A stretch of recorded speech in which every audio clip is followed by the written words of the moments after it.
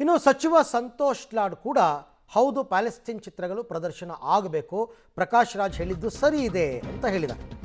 ಚಲನಚಿತ್ರೋತ್ಸವದಲ್ಲಿ Palestine ಚಿತ್ರ ಪ್ರದರ್ಶನಕ್ಕೆ ಇವರೆಲ್ಲರ ಒಲವು. ವಿಧಾನಸೌಧದಲ್ಲಿ ಸಚಿವ ಸಂತೋಷ್ ಲಾಡ್ ಕೂಡ ಸಮರ್ಥಿಸಿಕೊಂಡಿದ್ದಾರೆ. ಹೌದು ಪ್ಯಾಲೆಸ್ತೀನ್ ಸಿನಿಮಾಗಳು ಸ್ಕ್ರೀನಿಂಗ್ ಆಗಬೇಕು. ವಾಜಪೇಯಿ ಸಾಹೇಬರು ಸದನದಲ್ಲಿ ಒಮ್ಮೆ ಪ್ಯಾಲೆಸ್ತೀನ್ ಬಗ್ಗೆ ಮಾತಾಡಿದ್ರು.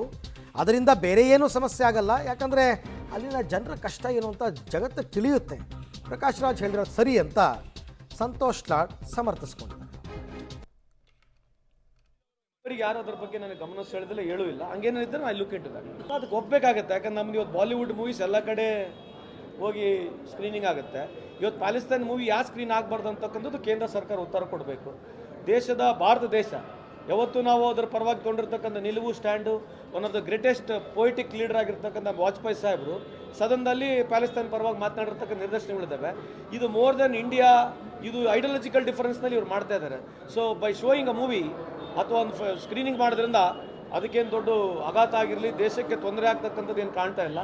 ಮೇಲ್ನೋಟದಲ್ಲಿ ಪ್ರಕಾಶ್ ರಾವ್ ಹೇಳ್ತಕ್ಕಂಥದ್ದು ನನಗೆ ಸಾಮರ್ಥ್ಯ ಇದೆ ಅಂತ ಈ ಸಂದರ್ಭಕ್ಕೆ ಕೇಳಲಿಕ್ಕೆ ಬಯಸ್ತೇನೆ. ಇಲ್ಲಿವರೆಗೆ ಯಾರು ಅದ್ರ ಬಗ್ಗೆ ನನಗೆ ಗಮನ ಸೆಳೆದಿಲ್ಲ.